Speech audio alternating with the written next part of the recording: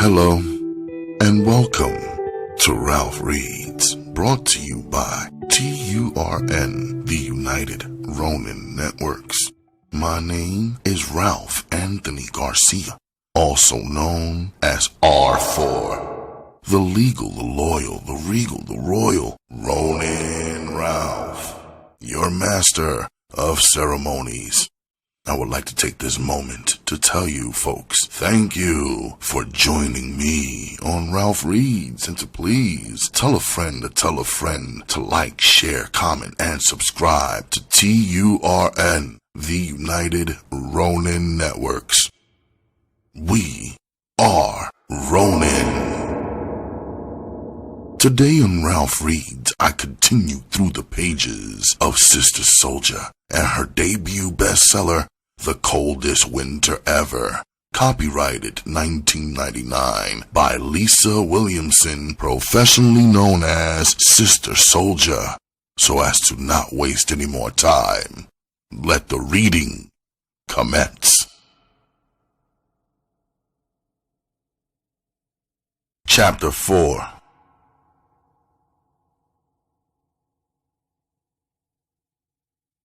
The next weekend came so swiftly.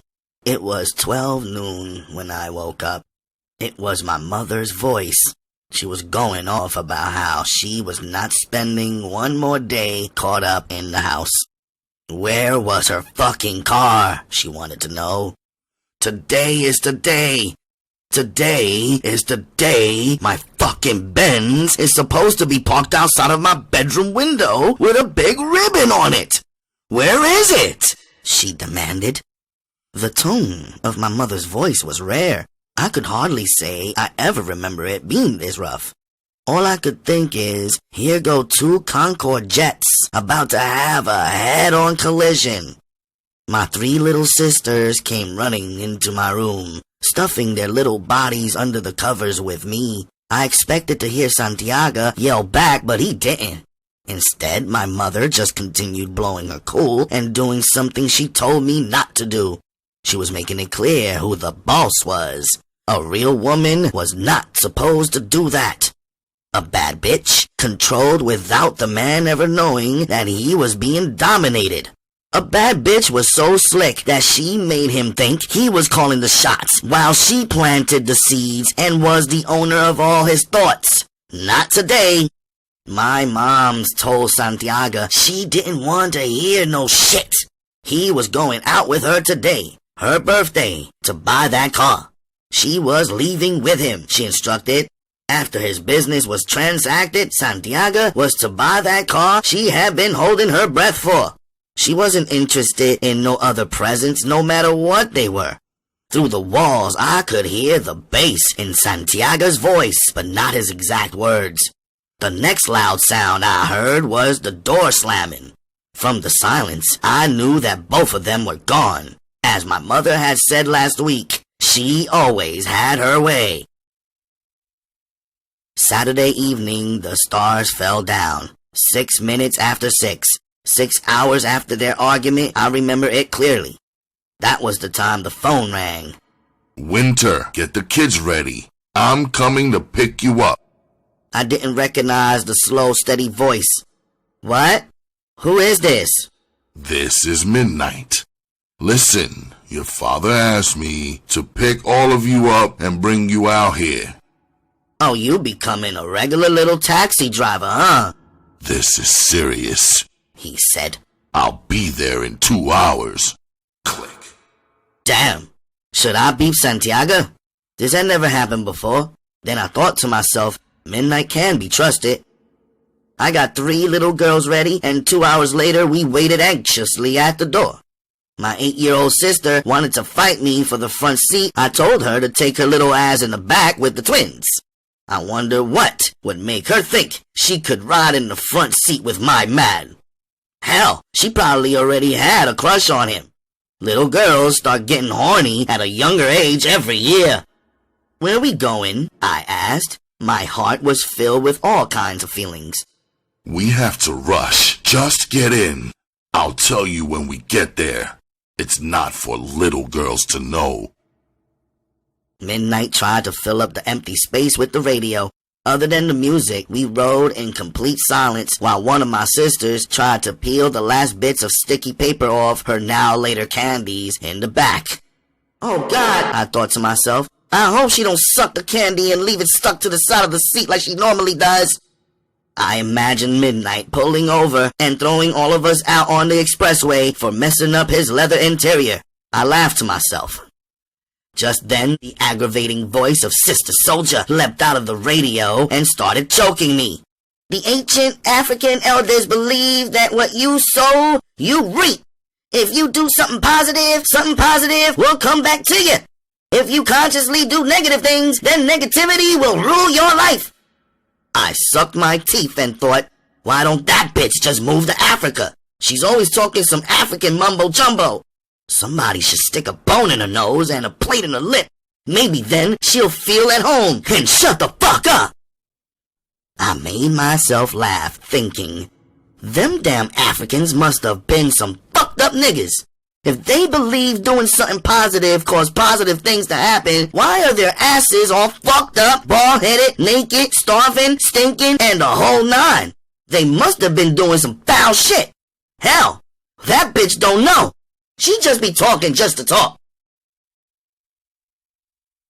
When we got to downtown Brooklyn, I asked Midnight where he was headed.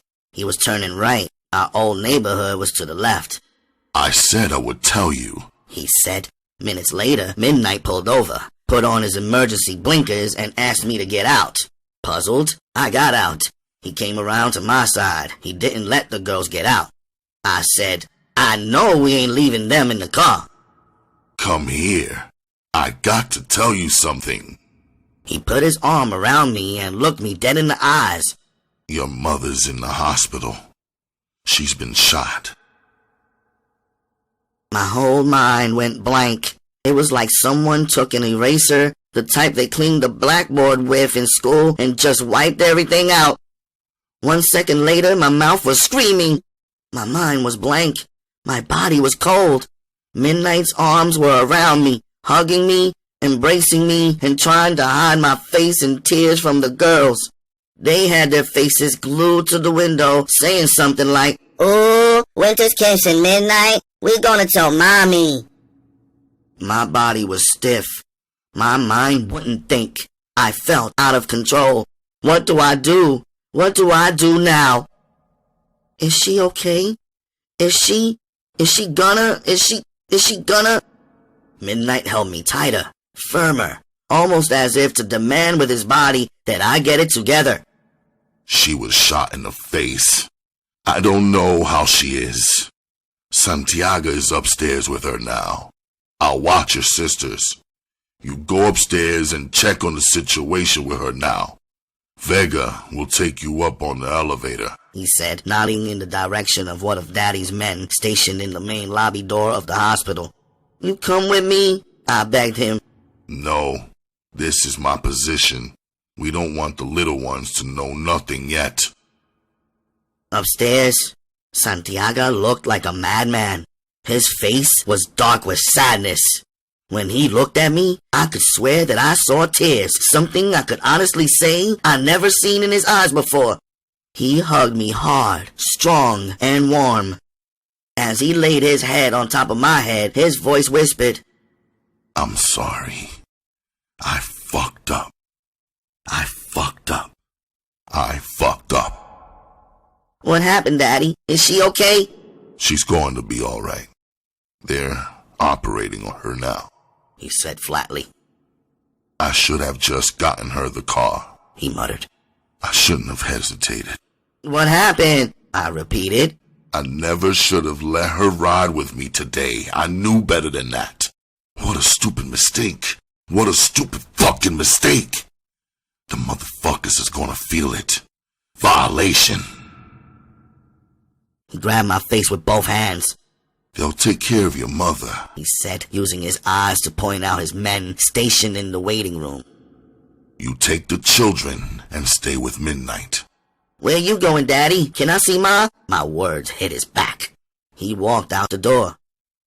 The doctors, nurses, attendants, hell, it took the entire hospital, it seemed like, to hold me back. I wanted to see my mother. They kept telling me, she's on the operating table. She'll be in intensive care later. Contamination, infection, blah, blah, blah. Pizzazz and Rodriguez, two more of Daddy's workers, were standing near the operating room doors. They was trying to look casual, but it's hard for two big black niggas from the streets to look casual in the hospital. It ain't like somebody was gonna mistake them for doctors or nothing. My mind started to clear up as I sat and sat and sat. It dawned on me to call Natalie. If something went down around our way, she would definitely know a little about it. Natalie's voice was apologetic. She said sorry so many times, you'd think she pulled the trigger. I didn't have to say nothing. Natalie just rambled on. I know it was them niggas from the C building on the other side. They've been trying to blow up around our way for some time now. On the low, they've been shaking niggas down, looting, and terrorizing everybody. They got their little operation going on, but damn, to blast Santiago's woman in the face? That's some raw, unnecessary shit. The way I figure it, there are enough crackheads around here for everybody to get money. But they'll learn. They're young boys anyway. They'll catch it. Santiago will set them straight. It's gonna be a bloodstorm in Brooklyn tonight. She acted excited, like she was watching a heavyweight fight at Madison Square Garden or something. Where you at? Natalie questioned. The hospital, I mumbled back. Where are the kids? With the housekeeper? Nah, they downstairs with Midnight. Midnight? What's he doing here? She intruded, then continued on. Oh, it's like that now, huh? So that's your man now and shit? I hung up. Rodriguez motioned to me to come toward him. Discreetly, he leans towards me saying, I'm taking you downstairs now. You won't be able to see your mother until tomorrow. Midnight is waiting downstairs in the front. You'll leave with him. What exactly happened? I asked. I got no response. Drop the kids off at Aunt Laurie's house, I told Midnight from the passenger seat. I want to go check on some stuff. He looked at me with complete defiance, told me that he already had the plans from Santiago, that I should just sit back and do as I'm told. Just let me make one stop then, I said, figuring I needed to be on my Brooklyn block where the shit was jumping off at. I needed to be with my girls, ready to do whatever we had to do. That's the problem with all you women, Midnight said dryly, like he was 40 years old instead of 22. Nobody can tell y'all shit. You never want to listen. Never want to follow instructions. Then when shit goes down, all the fuck you can do is cry. We crossed the state line into New Jersey. Midnight pulled into the Marriott Hotel parking lot. As many times as I thought about me and Midnight's hot bodies all twisted up on some crisp, clean, cold, new white hotel sheets, I never imagined that we would be here under these circumstances. We're gonna stay here tonight, he said. A big smile spread across my lips. No, this is serious. He spit as though my delight was somehow illegal. I'll check in for all of us. Most likely nobody will ask, but if they do, we're one family renting a suite. Last name Cooper. Cooper? Is that your last name? I asked. See? He said. You don't even know my name. Remember that. I thought to myself, is that supposed to be some kind of fucking answer or something? The suite was immaculate, top of the line. I couldn't have asked for more if I was on a honeymoon. There was one king-size bed and a living room with a couch with a pull-out bed inside. Each room had its own television. The bathroom was huge, marble down, and looked brand new. I stepped in there, took a breath, and figured maybe after the kids went to sleep, we could room service some Cristal and sip it while we took a bubble bath together in the jacuzzi. I needed something to relieve all my pressure, and why not get with the man I always wanted? You four can take this bed, Midnight said, pointing to the bedroom. I'll sleep in the living room. We'll be here for the next 3 days, so get comfortable and chill. You three, don't make a mess, he said with a certain joking tenderness that must be reserved only for children. 3 days?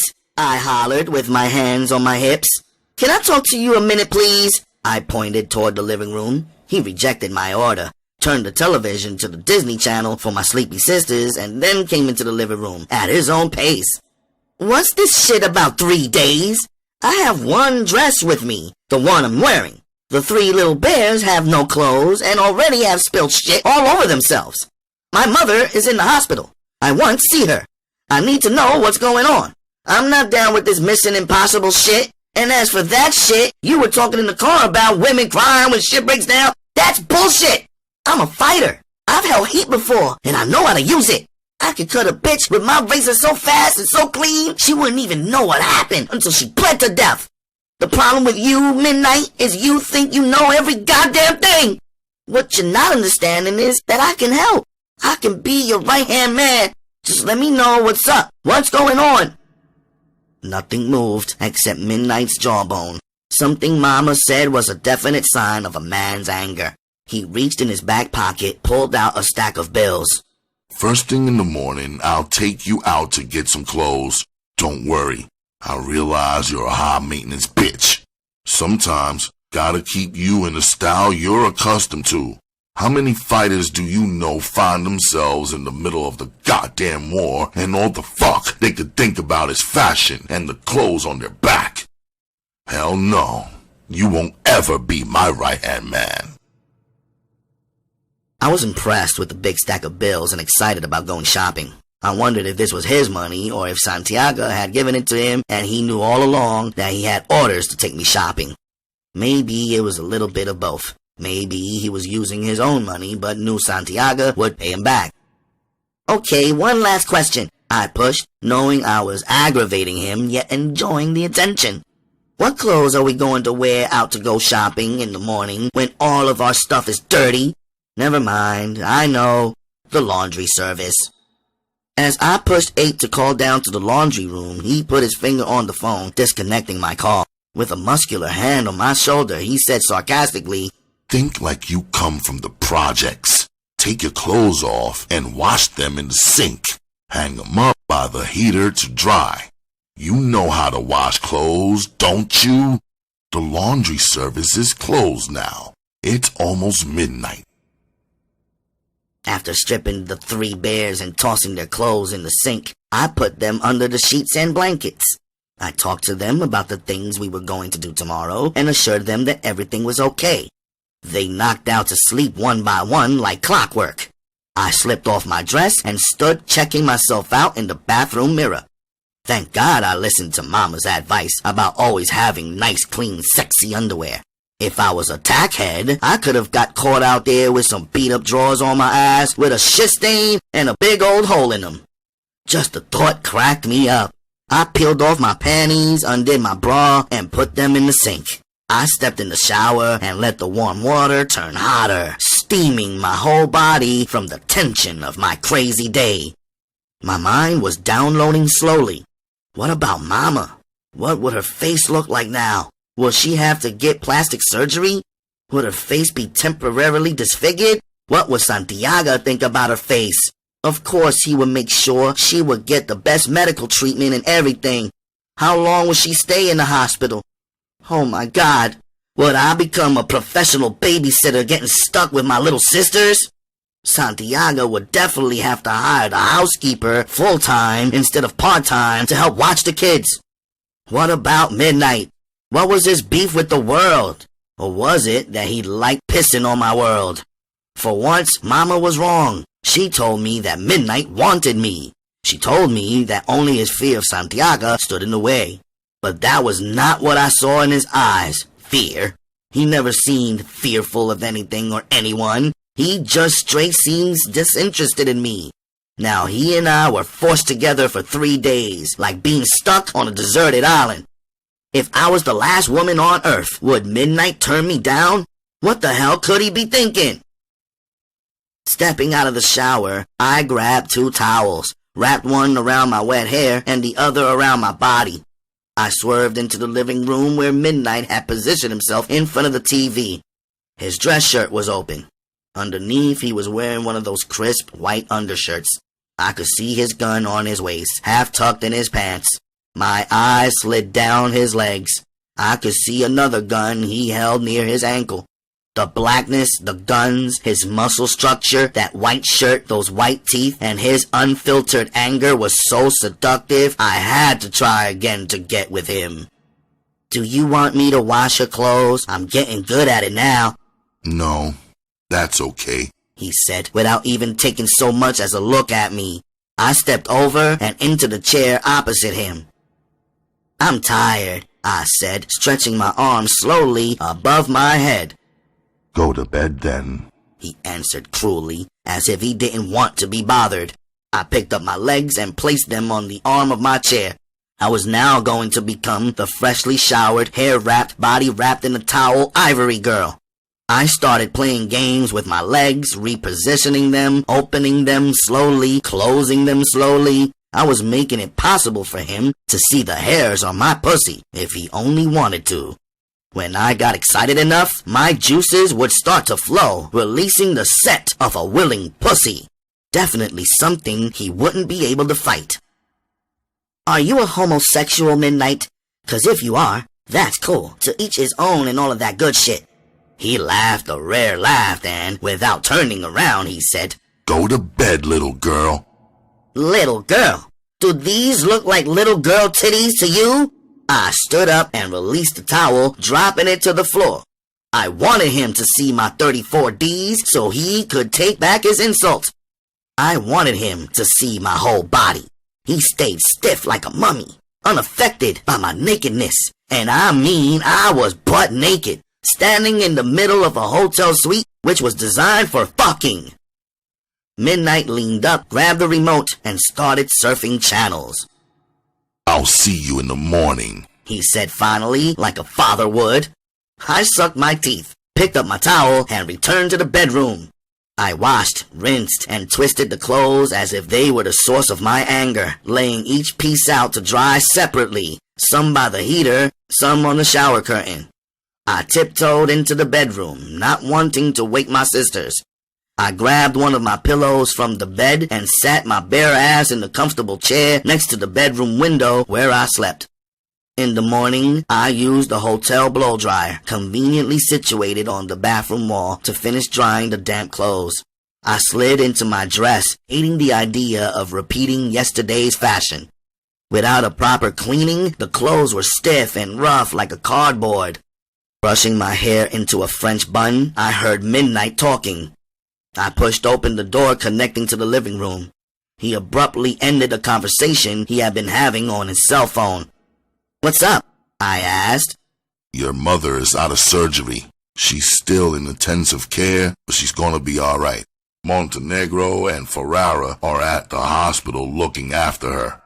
"Yeah, right," I mumbled. "The first people I'm sure she'll want to see when she opens her eyes has to be the bodyguards." I rolled my eyes.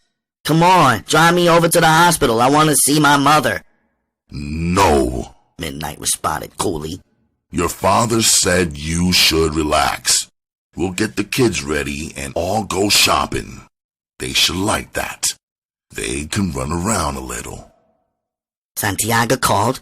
"You knew I wanted to talk to him. Why didn't you call me to the phone?" "Take it easy, Winter." I don't know how it happened, but just then I lost control. "Is it that you don't hear me, or am I speaking French, motherfucker? I want to see my mother! I want to talk to my father!" I turned quick and grabbed the hotel phone so I could beep Santiago.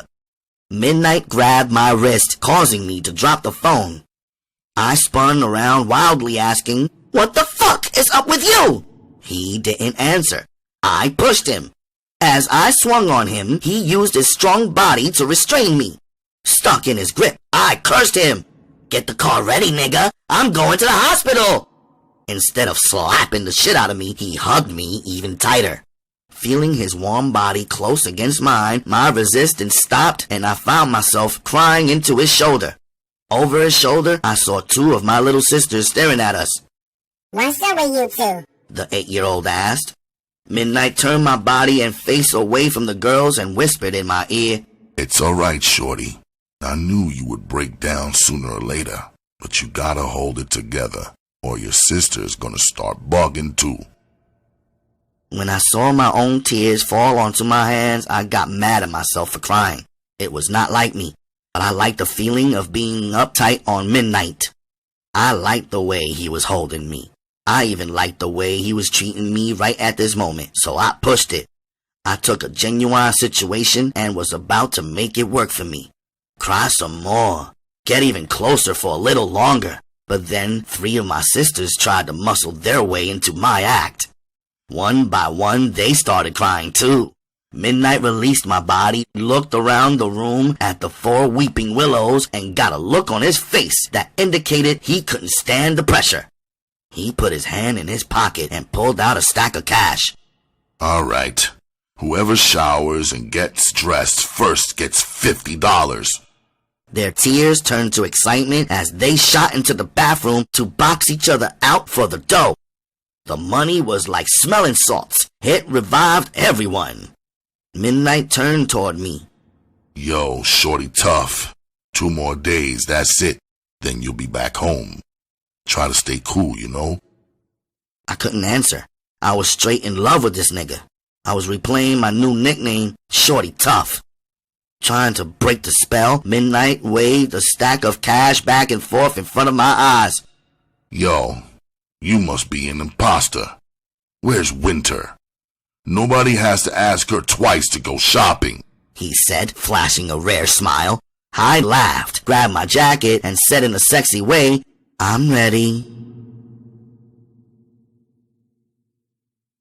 At the mall, the war of wills kicked in. I had one side of the hanger with the miniskirt while Midnight's tight grip held the other side.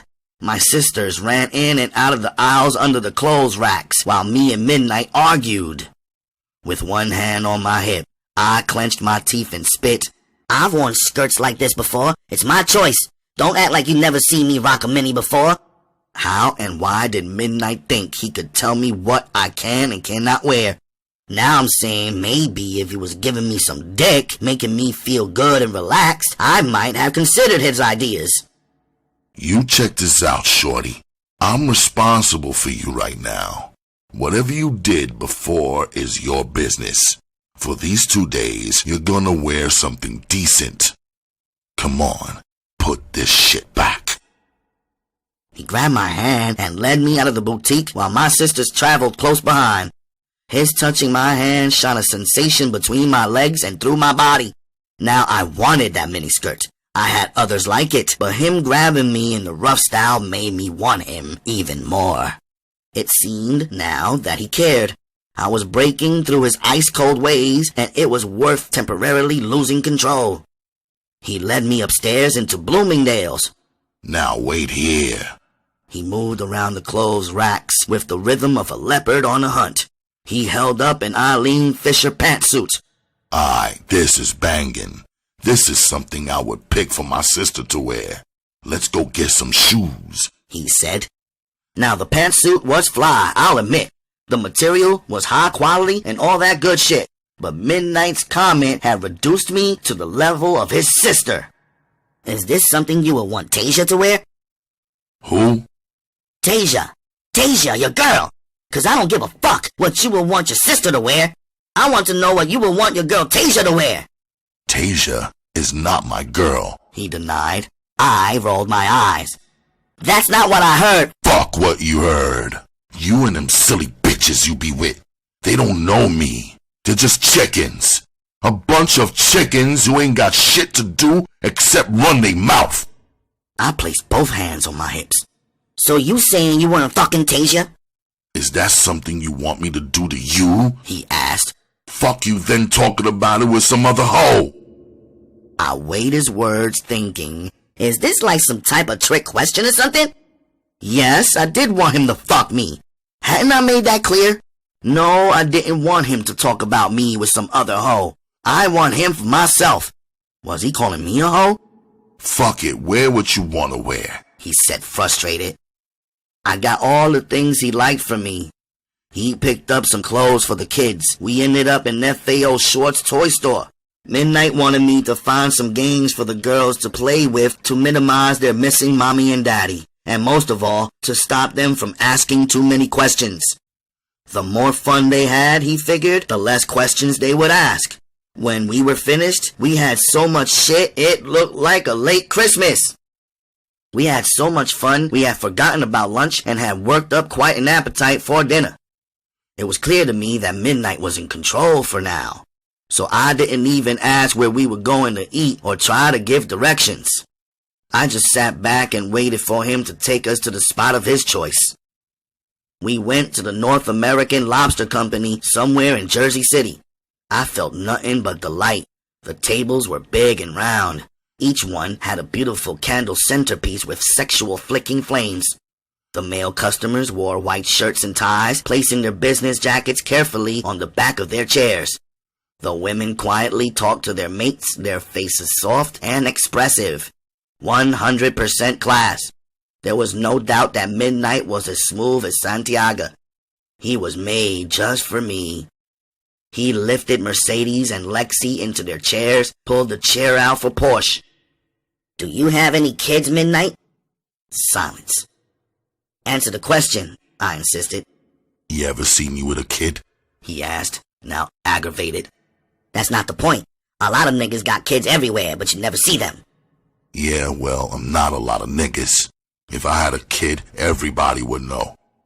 I felt easy again. "How old are you anyway?" I asked, already knowing the answer. You starting to sound like the police. "Not hardly," I said, smiling real sexy like. I'm 22. Without missing a beat and without being asked, I responded, "I'm 18 in 3 weeks." He looked at me serious like, Lying sure comes easy to you. You don't have to take a breath, blink, twitch, nothing. The lies just roll straight off your tongue. "How old do you think I am?" I asked Midnight. Porsche jumped in. She's 16. She'll be 17 in January. I punched her leg under the table. Back in the hotel room, we played Go Fish, Pity Pat, I Declare War, Old Maid, Candyland, Trouble, and Sorry before the 3 little ones passed out. Everything was less tense than yesterday evening, and for me this meant an opportunity. Before I could organize my approach, however, Midnight grabbed the remote and clicked on CNN News. I got up and stood in front of the television. He had entertained the kids. It was time for him to entertain me. He got an instant look of disgust on his face. Why don't you do something with yourself? Asked Midnight, annoyed. I glanced up toward the mirror to check my appearance. I looked good to me, so I asked, "Something like what?" I don't know. What do you do? What are you into? My mind drew a blank. So what's up, shorty? What's the answer?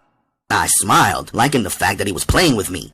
"The answer to what?" I asked. He shook his head as though I was frustrating him or something. "Is there something you want to hear? Something I'm supposed to say? What?" I asked you a question. What are you into? What do you like to do? My mind started clicking. "I like to enjoy myself," I said with much attitude. "What do you know about that, Midnight? I like to feel good, relax, get high, fuck, dance, shake my ass, shop. I like to be turned on, and I love to turn another motherfucker on." What do you read? He asked. What's the name of the last book you read? "I like movies. I like chilling with my girls. Matter of fact, if I was stuck here with you, I have plenty of good shit to get into." What you gonna be when you grow up, Winter? "Whatever. Maybe I'll get a job like yours," I said, cutting back at him and letting him know me and him are the same kind of people. I got plans, he said, going back into himself. Midnight went over to his leather bag, unzipped it, and said, Here, pick out a book or tape. Do something with yourself, and just stay out of my way. The Art of War, The Wretched of the Earth, The Judas Factor were a few of the books Midnight had in his case. They didn't look interesting to me, and I wasn't gonna read some shit I didn't like to get his attention. I went for the tapes. He had Sade, Al B. Shore, Stephanie Mills, and Vogue, and Blackstreet. Mainly the old cool out shit. I snatched up his Walkman. The wire for the headphones was twisted in between Midnight's wallet flap. When I pulled the Walkman wire, the wallet flipped open. With my back to him, I went through his stuff. He had a picture of a dark-skinned older woman. She looked about 30-something. She had dark eyes and was wearing a scarf. The next window was a picture of a girl. She seemed about 14 years old, with a cute little face and big innocent eyes. I figured it must be his sister. She seemed way too young to be his girlfriend. She was dark just like him. Also inside the wallet was a piece of paper folded twice over. It was old and worn. I opened it carefully, trying not to make noise. It was a flyer advertising a Sister Souljah speaking event. Covering most of the page was a picture of her. The voice from the radio and the face on the picture didn't match. I had pictured her to look like a man, rough hands and veins popping out of her neck. In the picture, she looked normal, young, with a decent face. She looked like a regular uptown Harlem girl. You know, in the picture, she had her mouth wide open. On the bottom of the page was an event address, Brooklyn Friendship Baptist Church on Herkimer Street. I quickly folded it up and slid it back into the wallet. I laid the wallet back into its overnight bag and went back to my room, closing the connecting door. Taking one of the pillows from the bed, I set up the corner chair for myself once again. I tuned on an old Al B. Shore jam and drifted out to Night and Day. I can't say that I remember my entire dream that night, but I do remember a vision of me and Midnight's children. There were 3 of them. The oldest was a nappy-headed, rugged-looking boy, my son, rough the way I like him. The girls had good hair like me. They were the color of hot caramel with diamond earrings. All of them were styling in complementary colors. Pele jumpers with some kicks so fly they ain't even been invented yet. When I pushed the door open the next morning, Midnight was stretched out on the floor doing push-ups in his undershirt and undershorts. He was breathing and sweating. My eyes raced across his body. "I'll drive you home at about 10 tonight," he said. Inhale, exhale. "Everything's straight. Santiago will be there. We just need to find something to do with the girls today, to keep their attention."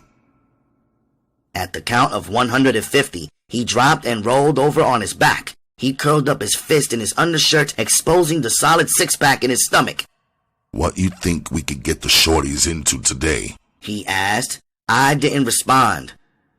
"Winter, what up? You in there?" I smiled. He looked into my eyes and smiled.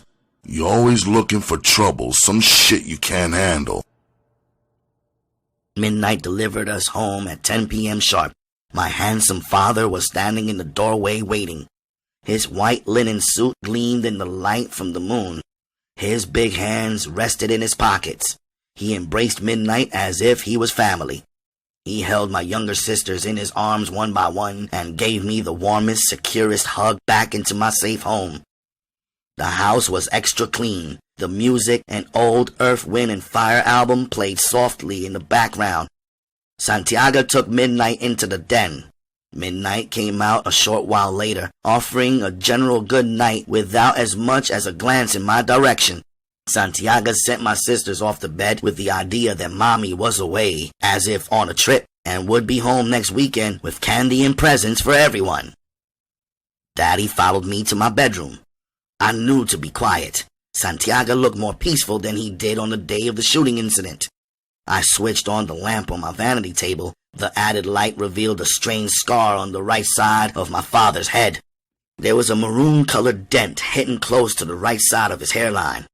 The scar just made him more masculine than ever. Just tough, sexy, unstoppable. "All right, Daddy, just fill me in. Whatever you need me to do, I'm down for you. You just let me know the plan." He smiled. "How's Mommy?" I asked. "Your mother's okay. She's a soldier. She'll be home by the end of the week. Now she'll have bandages. She'll have to take it easy for a while, but we'll all help make it easier for her. You know how conceited she is," he added, half joking. "So don't act like anything's wrong with her face. She will have to have some type of treatment after a couple of weeks. I got something to make her forget the whole thing." He signaled me to follow him. He led me down the hallway to the back window. "Take a look." My mouth dropped open when I saw the big red set S600 V12 Mercedes-Benz with a thick red bow and ribbons everywhere. "Oh shit," I mumbled. My mind started working up a new wardrobe. If you're gonna sport a ride like this, you gotta be dressed to kill. Me and Mommy would have to go shopping immediately. Santiago was still talking, but I couldn't hear him anymore. I kept seeing the expression on Natalie and Simone's faces when I came to Brooklyn, pushing not a 190 baby Benz, not a 280, but an S600 V12. Would my mother let me drive it? Or would she only think of herself? Would she make me wait until Santiago bought me a car? Or would she kick it with me like sisters would? Wait a minute. She was sick. Maybe she need me to drive around and do errands for her. Maybe she'd be a passenger for about a year or so. Okay, I thought. Maybe she'll let me drive her around, but she wouldn't let me chill in the car with Natalie in them. It would defeat the purpose of having a red Benz if you couldn't flash it for your girls ride around flexing. You know how many niggas will be on my bra strap after they saw me behind the wheel? Mad niggas. I'll be making them beg me, do shit they wouldn't ordinarily do. Kiss my ass, suck my toes. I started cracking up. Santiago looked at me like I was bugging.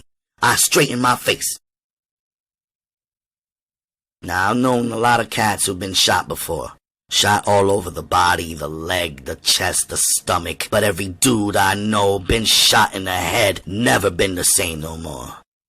That's the shit that worries me. That's the shit that makes me want to kick my own ass for letting it happen. Winter, where's your head at? I'm talking to you. If me and you are on point, everything else will fall into place. Here's what I need from you.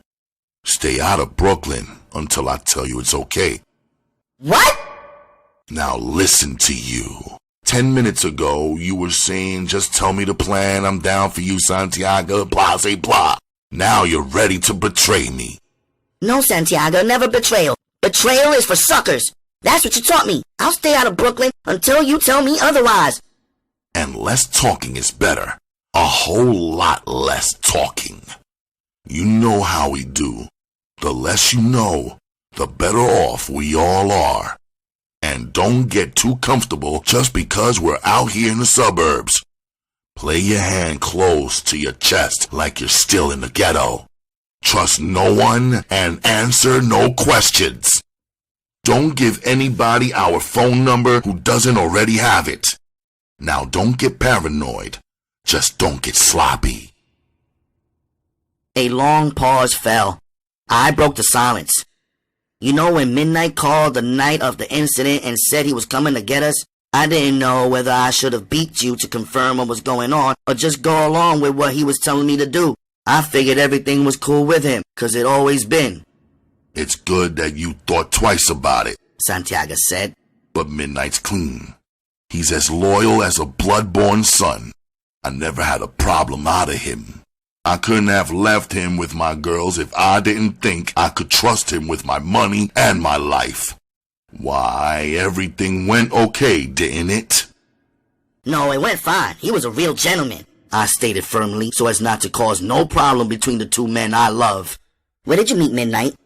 He was just a kid who had a brush with the law. You know how they do. Don't want to give a kid a second chance. They force a man into a position where he can't survive, can't make no money. But when I first saw him, I knew he would be a good worker. He just had it in him, in his eyes. Plus, he didn't have no family. A cat like that's gonna be loyal. He needed to be able to take care of himself. What happened to his family? I haven't seen you this interested in nothing.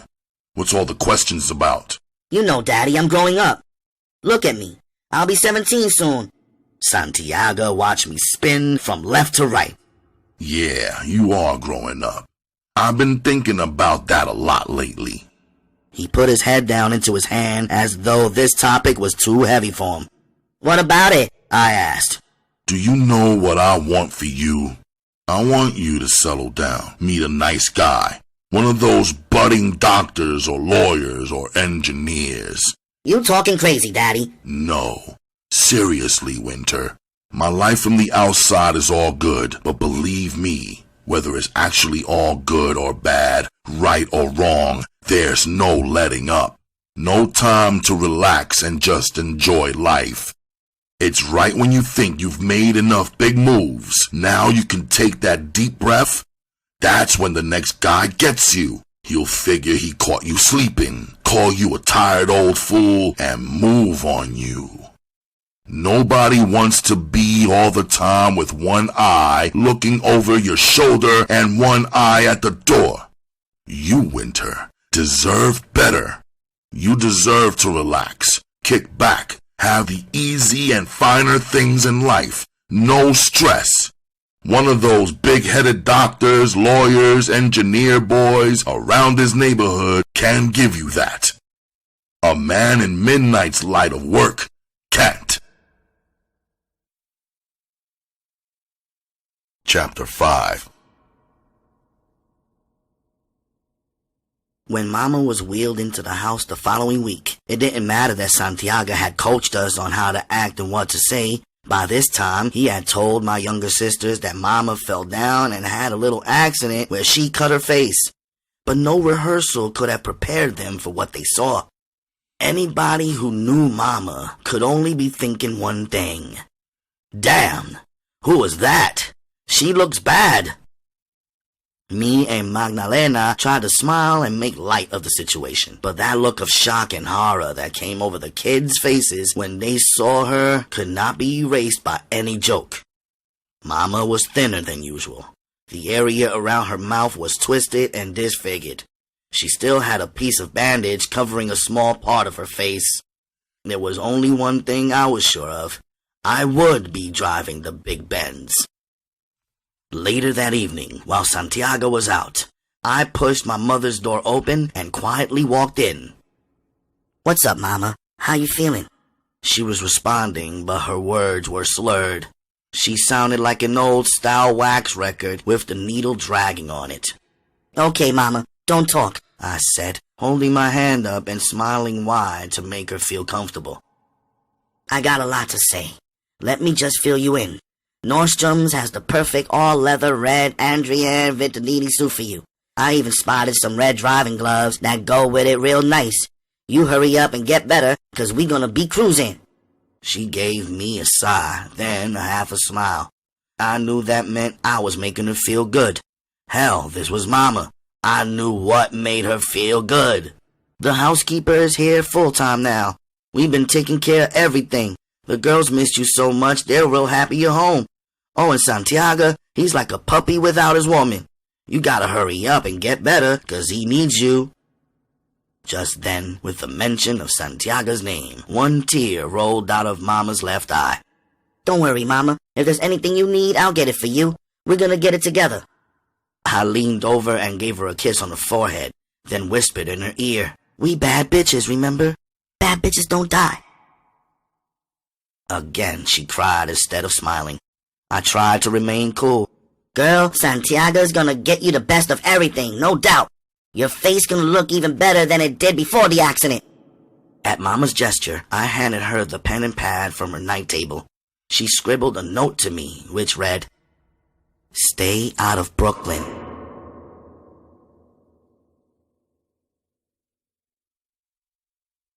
Overcoming boredom was my new project in life.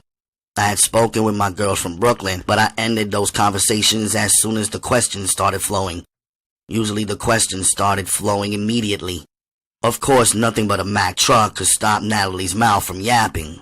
She volunteered the information that some serious shit had gone down around our way and some peeps turned up missing, which really meant nothing to me except nosy niggas around the way ain't seen certain people for a while. But for all they know, niggas could be down south visiting relatives or some shit like that. "The block is hot." That's how Natalie put it, which meant that the 5-0 was everywhere. That shit didn't scare me 'cause we always had plenty of cops around our way in Brooklyn. Sometimes they were on the scene of the crime and looked the other way 'cause they had a piece of the action. The way I figured it, everybody had to have a hustle to survive. The cops wasn't no threat as long as their cut was in it. As Santiago said, "You gotta know how to spread the cheese around the table." Natalie also filled me in on the up-and-coming cuties who was buzzing around the way and the goings-on. She had seen Midnight only once in passing. He didn't say shit to her. He never did, and according to Natalie, he just seemed to keep everything on the down low. He hadn't been to the club, and Tasia had been running around with Little Nickel. I wasn't going to tell her about the new Benz, but it was taking all I had for me to keep it a secret. Then Natalie remembered that my birthday was next week on Friday. She said she wanted to big me up on my birthday, take me out, get some bubbly, and do our thing. The bonus was that Slick Kid, her man of the moment, was cool with Bullet. We could double date and live it up at their expense. Bullet? I asked. Little Bullet? Girl, get up on it. Little Bullet is Bullet now, and ain't nothing little about him. I thought about it for a second. I always thought Bullet was a little cutie, swift on his feet, a fast talker, and definitely had the hustle in him. He was a small-timer, though. Not the type I'd ever consider to set up with or marry, but I could easily swing an episode with him. The puzzle was that I couldn't go to Brooklyn. I also couldn't mention that I wasn't allowed to go to Brooklyn. I had been stalling and lying to Natalie about why I wasn't coming around the way. Security at our house was at an all-time high. The Saturday night parties were dead. Other than Magdalena, security, and the workers, we couldn't invite no house guests. Now I needed to come up with a compromise, an alternative. This date was something I needed in order to connect with myself and my people. I really needed the attention. Mama had been hogging all of it up lately. Santiago been either having meetings in the den, out working the streets, or on the phone. Yeah, I'm down for that double date, I told Natalie. I'll call you back up to set up the details, but let Bullet know I'm all in. Strategizing came easy to me. I got that from Daddy. I just laid the problem out like a chessboard and thought of different angles to come at it. The key was to be able to relax enough to see the whole situation in your head. If you got stressed out, Santiago taught me, then you start making mistakes, overlooking critical shit. Now, I wasn't a chess player myself, but everyday problems, I could decipher that shit. Thoughts was running through me like a high-speed train. Stretched out on my bed, I came up with a brilliant plan. I say it was brilliant because it wasn't just a simple everyday plan. It was one that took everything and everybody and every possibility into consideration. There was only 1 week left until my birthday. I started activating my plan that same afternoon. Mother was out of the confinement of her room and moving slowly throughout the house. Her mouth was still crooked and her face stiff and slightly swollen. She wouldn't go outside because of the embarrassment of her appearance. She was waiting for some type of operation to put her face back in order, but it was still too soon. The doctor said she had a few weeks of healing before her body could undergo another operation. I knew she was feeling bad. In fact, this was the first consideration in my plan. Mama, you're looking good today, I lied. I can see where you're healing. I touched the left side of her face with 2 fingers. Listen, let's go outside and head to the mall. She rolled her eyes at me. No, really, Mommy. I picked out some fly things for you. Since your face is looking better, you might as well get back on your feet.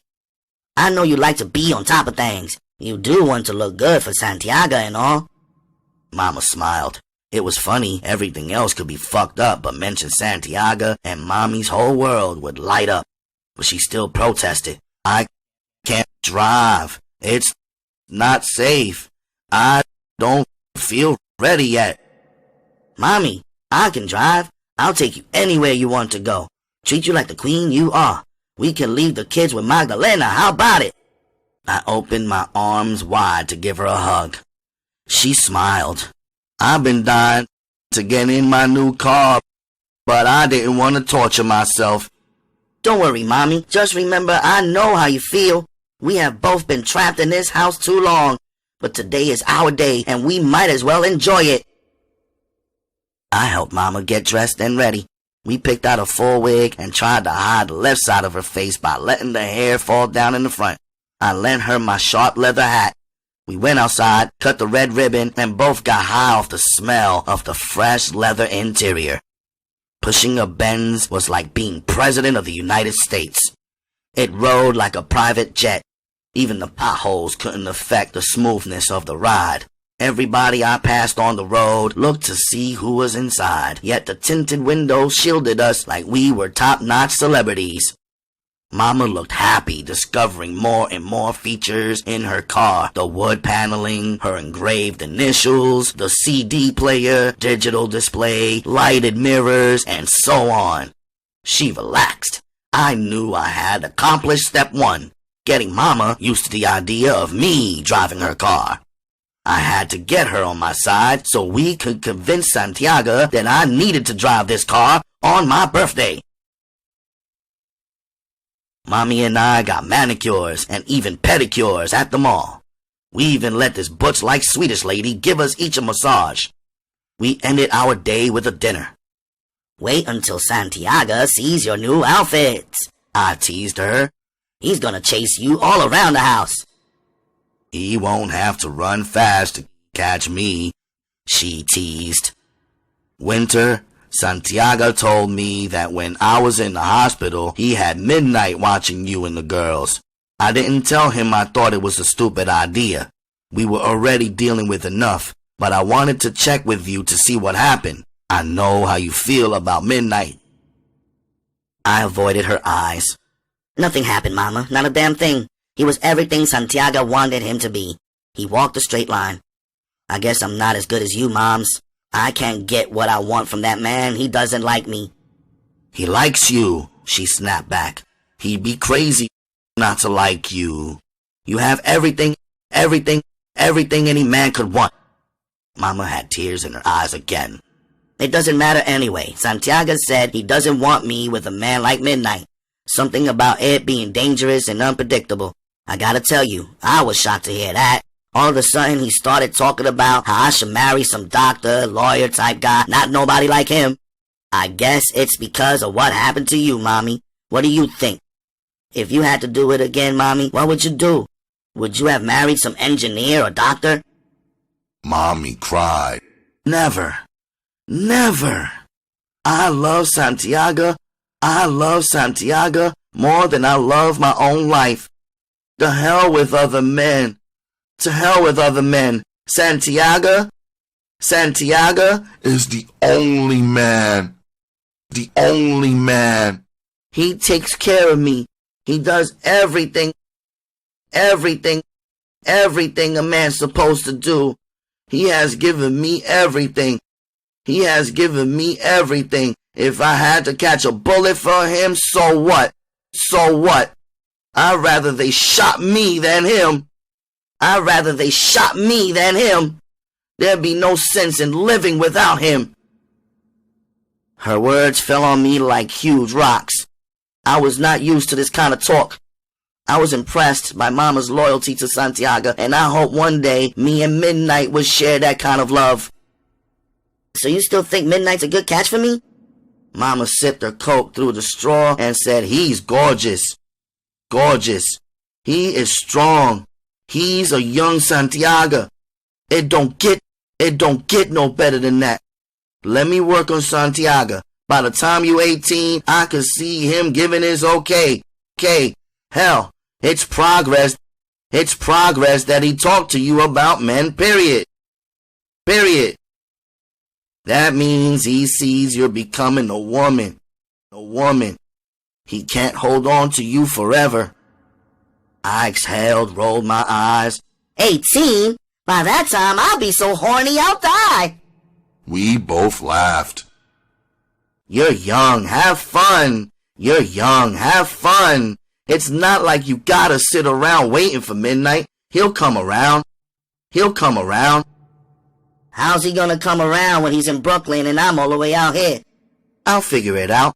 We'll get him up to the house or something, but we'll work on it. But you stay out of Brooklyn. Until when? Until Souljah said so. The next day, I strategically dropped bits of information about a party going on at Hofstra University, which is about an hour from our house. If I was going to meet college-educated men like Souljah suggested, I had to start going to some of these events.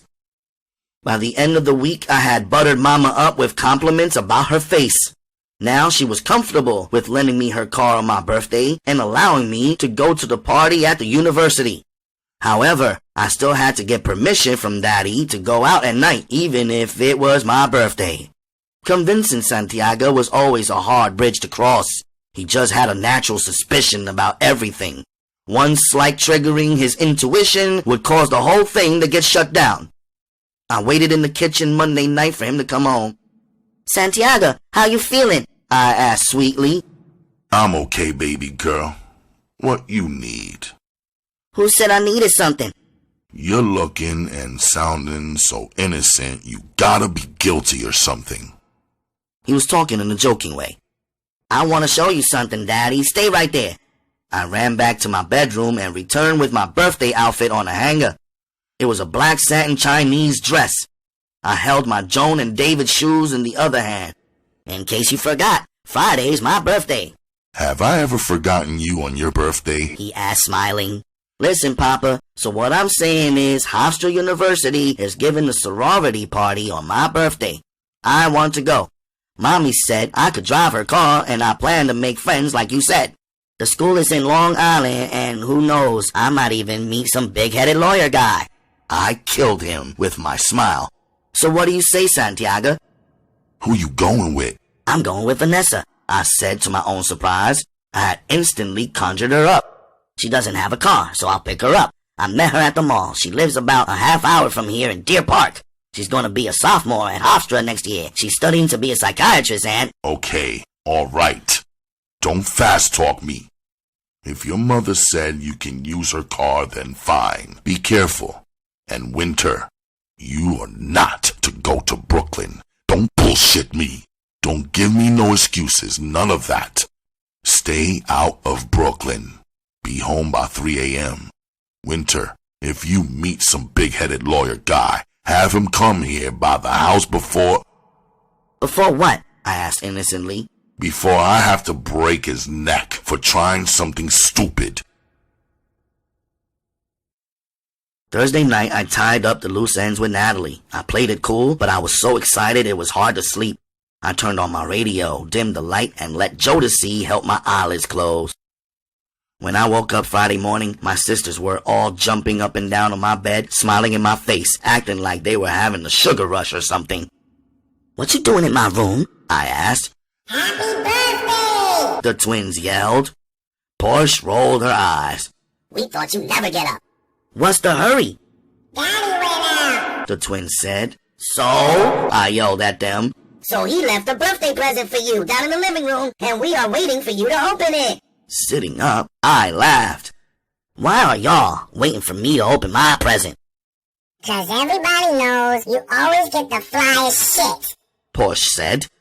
Meanwhile, I get a Mickey Mouse watch or Barbie dolls or something disgusting like that.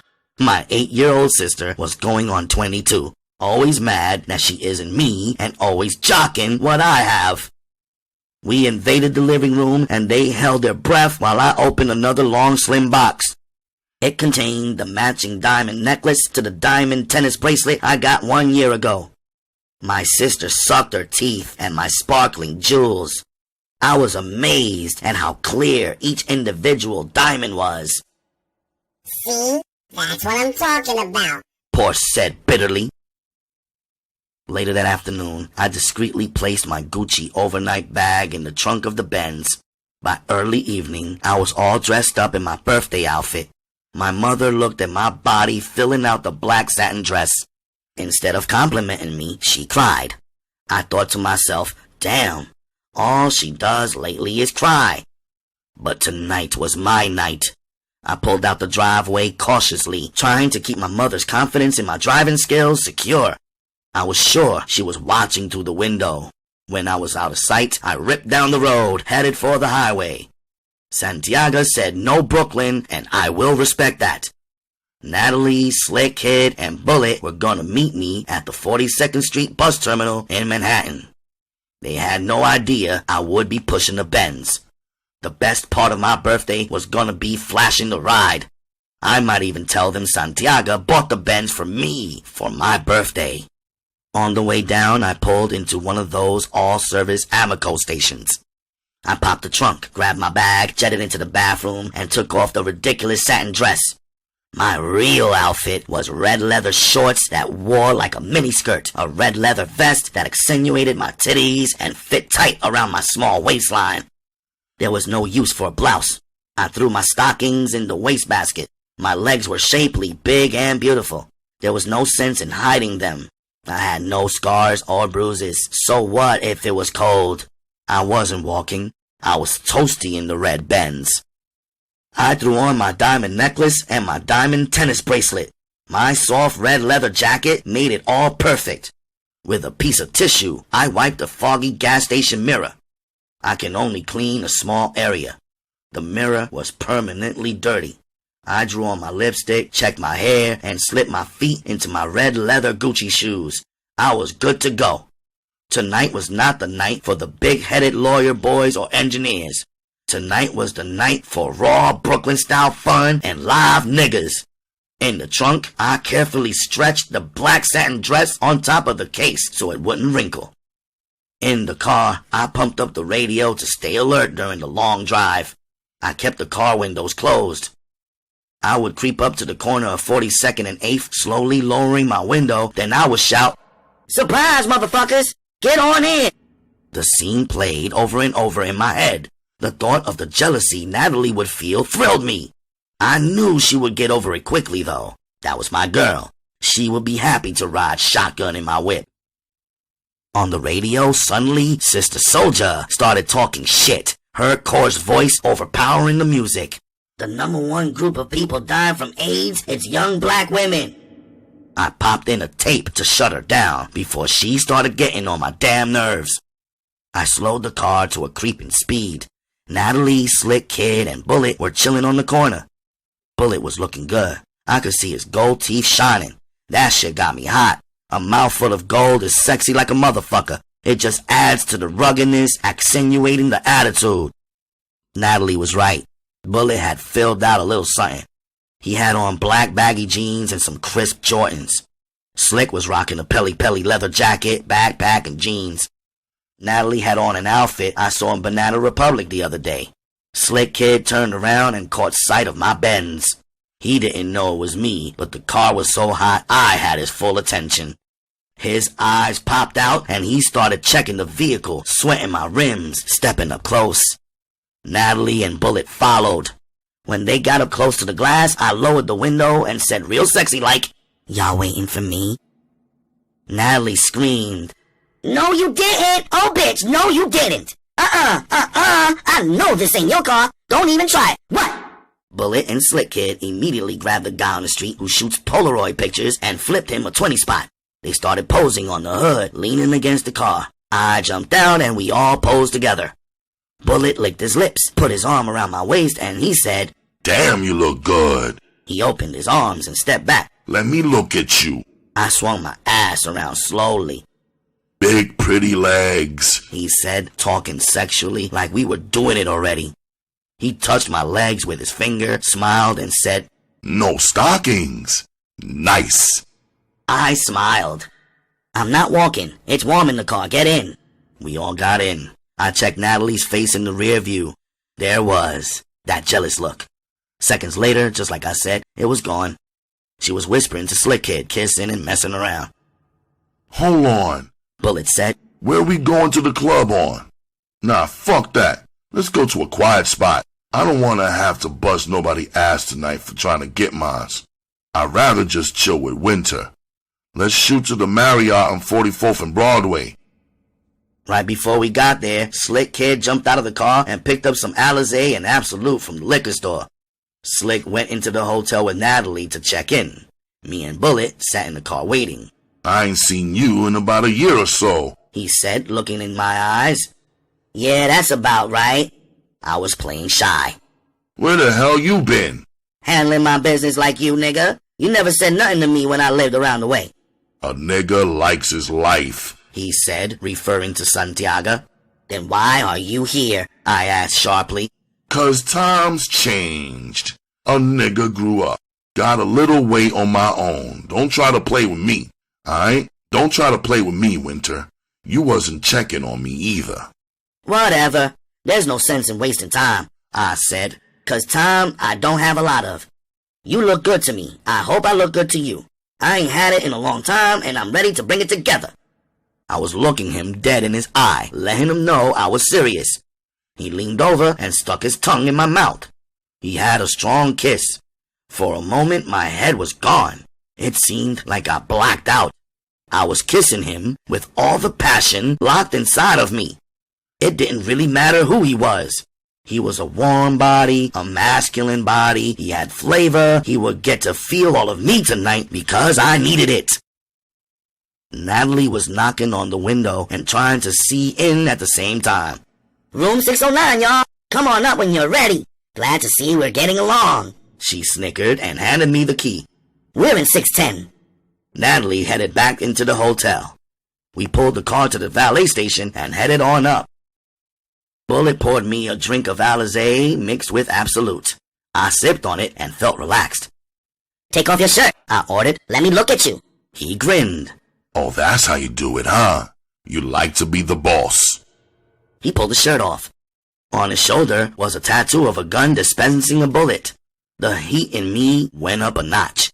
He walked over to turn the lights off. Oh no, I said. I want to see everything. Turn them all on. We ain't got a damn thing to hide. I took off my jacket. I started to unbutton my vest, slipped it off, and stood in front of him with my young 34Ds standing upright with extended nipples. I didn't have to say shit. He was all over me in an instant. Do what you feel, I said. I stepped into him and began licking his neck. He didn't taste salty, and I liked that too. A clean body. I slid out of my shorts. They dropped to the floor. I began to undo his buckle and went for his zipper. When his pants fell to the floor, his big penis stuck out of his boxers. I jumped on him, wrapped my legs around his waist, and removed his shorts with my feet. Everything was physical the way I liked it. Watching his leg muscles go up and down, watching his ass move, got me excited. I rode that dick like a professional jockey. All the energy in my body started running wild and high, then moved to the center and released. My body shook, then relaxed. I slid down his body onto the floor. Oh, no, you didn't. Not until I get mines. He mounted me on that floor doggy style and started giving it to me from the back. The chorus of his grunts and my moans turned me out. It was just a little freaky thing about me. The more I turned the nigga on, the more excited he got, the more excited and wild I would become. 2 orgasms does the body good. We ended up in the jacuzzi with Marriott bubble bath bubbles foaming up everywhere. We had our drinks, puffed our weed, and was cool with the silence. Then loudmouth Natalie came busted up in the room through the connecting door with Slick Kid. Where y'all at? Slick Kid laughed. Baby, just follow your nose. Next thing I knew, Slick Kid was in the bathroom where we were with his sharp VL video camera rolling. He was cracking up and filming me and Bullet's cool-out session in the tub. Wait a minute, Natalie yelled. Let me get in it too. You don't mind winter, do you? She pulled off her shirt and pants and hopped in the jacuzzi with me and Bullet. Slick was laughing and taping us talking about, "Aw, Bullet, you a big Willie. Now you got 2 girls." Bullet positioned himself between me and not to pose for the camera. "Don't put your hands on my girl," Slick Kid joked. Natalie loved it. We're in the movies, y'all. Want to do any shout-outs? Oh yeah, I said, liquor talking. I want to give a shout-out to Simone, to Zakia, Asia, my girl Toshi, and all the live motherfuckers in Brooklyn. BK to the fullest. I love all my peeps. Stay live, y'all. Slick Kid wanted to get in the movies, so he started filming himself with the camera.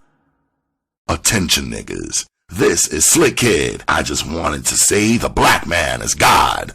Bullet cheered him on and added his shout-outs. We all laughed, drank, and puffed. We played cards, ordered movies and room service, buffalo wings, french fries, and lemonade. We had a good old Brooklyn-style good time. At 2:30 a.m., I told him I had to roll. Bullet wanted me to stay, but I told him I had to take care of some important shit and I'd pick it up with him later. "What about breakfast? Time to make the donuts?" Slick Kid yelled. They decided to stay in the room till checkout since they paid for it. By this time, Bullet confirmed that he still lived with his grandmother and he didn't have no ride home. I told him don't worry about it. I'd come pick him up sometime in the benzo, and as long as he kept it real with me, we could do it again. My buzz was wearing off. This was a good thing because I was driving in the light rain of the late night, early morning, organizing my story about the college party. I have never been to one in my life. As far as I knew, Santiago had not either. Still, I rehearsed it, knowing how clever Santiago was. When I pulled up into the driveway, Santiago's Lex was not there. I was surprised, since I was an hour and a half late and 100% sure he'd be sitting in the kitchen with a mean old screwface ready to drill me. Luckily, I realized that I was still wearing the red leather shorts. Panicked, I swung the car around to the back, popped the trunk, grabbed my Gucci suitcase and unzipped it. I pulled out a fresh pair of stockings and picked up the satin dress. I was quiet about closing the trunk so as to not wake Mommy. I ran under the shed in the back of the house and started to peel off my little red outfit. My body was covered with goosebumps and shivering from the cold 4:30 a.m. air. When I took off my Gucci shoes, I realized I had left my Joan & Davids in the car. I clutched my car keys, tweaked the alarm off, and tipped to the back of the trunk. I stuck the key in and swapped the shoes. By the time I got back under the shed, my feet were covered with mud. I took off my panties to use them as a tissue to clean my feet. When I went to slip into my new stockings, I pushed too hard and my big toe ripped through the bottom. The tear ran all the way up my leg. I took a deep breath to calm me down. People who panicked made stupid mistakes, overlook critical things, I reminded myself. Okay, so I put on the dress, no stockings, and I'd say they tore at the party. I started fumbling to put my hair back into place when I heard a noise from the side of the house. It sounded like cracking sticks under somebody's foot. I kicked the mud-covered panties under the bush and stuffed my little red outfit into the nearby garbage can. Come out of there, whoever you are, before I blow your fucking head off. The voice came from the side of the house. It sounded like Mother. I was trembling. Mommy? I called out. Is that you? Winter, are you okay? She asked, as though somebody had me bound and gagged. I'm fine, Mommy. I was just parking the car back here. She swayed around the corner with her flashlight and the little .22 gun Santiago had given her for personal security. The light. Please take the light out of my face, Mommy, I said, not wanting her to see my panties in the bush. Everything's okay. I went toward her and walked her back around to the front of the house. What happened to the light in the backyard? I asked. They broke 'em. They broke everything. Messed up all our stuff. They took the Lex. They took Santiago. They tore up the house. Her words were going into my head in slow motion. My body froze like ice. Anger consumed me. Who took Santiago? The police. They came through with papers talk about they charging him with this and that and the other thing. They searched through all of our belongings. They cut up my damn mattress. They scared the shit out of your sisters. They were crying and screaming. Where did they take him? Central booking, the regular. They said they don't know where he'll end up. Just call the precinct, they said. He won't be arraigned until Monday since this is the weekend. When did they come? Santiago got back right after you left here. He said he had a feeling that something wasn't right. I'm surprised you didn't see him on your way out. The cops pulled up here about a half an hour later. Big Long Island white boy, by the book cops. They came from everywhere without warning, up the driveway, out of the sky, the roof, the backyard. Before I knew it, they were inside the house, outside the house, all inside everything, all in everything like roaches. They arrested everybody, Santiago, our security, everybody except me and the kids. I didn't know how to get to you, Winter. Eventually, I beat midnight. It was about 10 p.m. I told him what happened and asked him to go out to that school to tell you to come back home. He called me back at about 11:45 p.m. talking about you wasn't there. He looked all over. My guilty eyes locked into my mother. Her eyes were bloodshot, her mouth twisted, her face stained with tears. We needed a strategy to get out of this confusion. What did Santiago say? He was calm, cool. Of course they had his hands cuffed, locked right in the back of his body like he was some kind of criminal. He looked me dead in my eyes. All he said was sorry. Mama was hysterical or delirious or both. I told Santiago not to worry. I would come to get him out. Then one of them smart-ass cops, not the one in regular uniform, one of them feds or something, said it will be a long, long, long time before you'll see him anywhere besides behind bars. That's what you think. That's what you think. I told them bastards. That's what you think. The next cop picked up your picture and was like, woo-wee, that's a fine ass. That's when Santiago started breaking. He said he would make it so that cop would never see his own kids again. The other cop started reading Santiago his rights. Mommy, how many cops were there? Inside or outside the house? Both. About 15 cops inside and 20 outside. In the back, everywhere. I sat down on the kitchen stool. Daylight seemed to rush in. I made my mother take one of those sedatives the doctor prescribed for her facial pain. She had fallen asleep along with the kids. At 9 a.m., Magdalena arrived to work. What happened? She asked with a Latino accent. Long story, I muttered.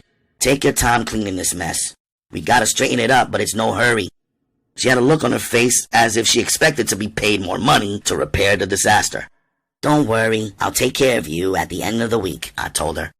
Money, money, money, money, I thought. Santiago's gone. How will we get the money? The upstairs safe popped into my head, the one situated behind my mother's clothing closet that I wasn't supposed to know about. I ran up the stairs.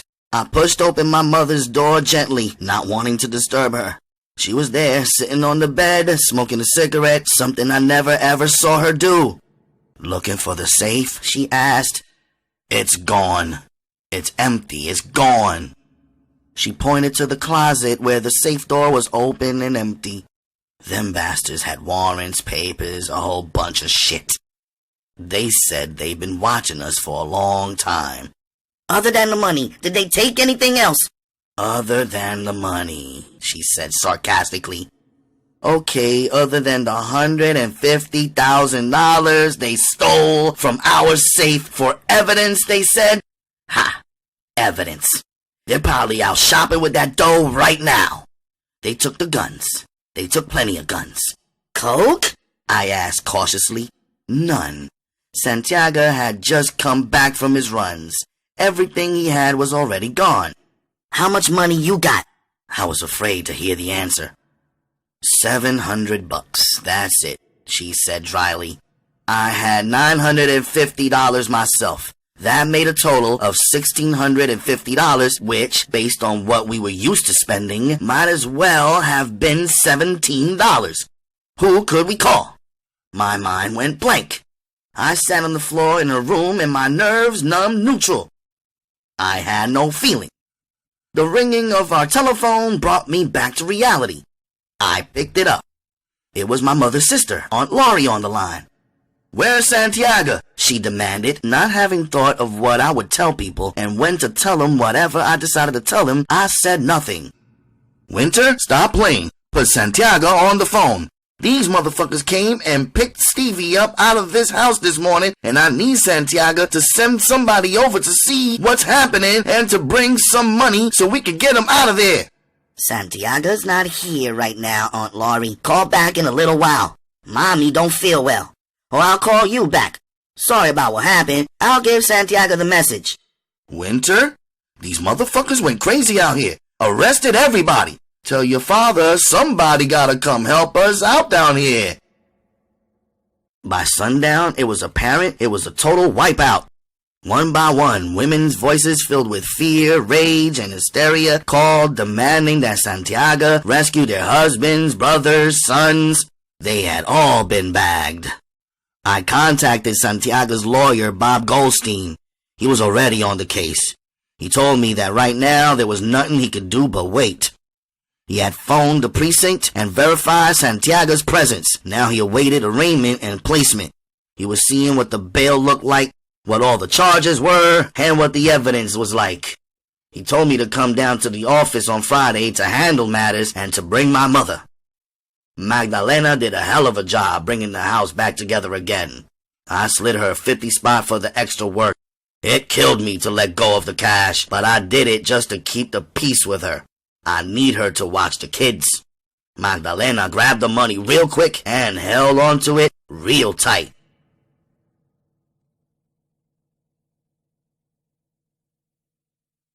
We have reached the ending of this portion of the miniseries on Ralph Reads. I would like, or rather love, to thank you, queens and kings, fellow royalty, for stopping by. You may connect with me via Facebook, send a friend request to Ralph Anthony Garcia, on Twitter and Instagram at RGMC2407. Send an email to rgmc2407@gmail.com, where if you like to leave a small donation, please use the Zelle app or paypal.me/RGMC2407 or Cash App. My cash tag is RGMC2407. You may also connect with me on my other channel, RGMC, Ralph Garcia, Master of Ceremonies, and of course, right here on TURN, the United Ronin Networks.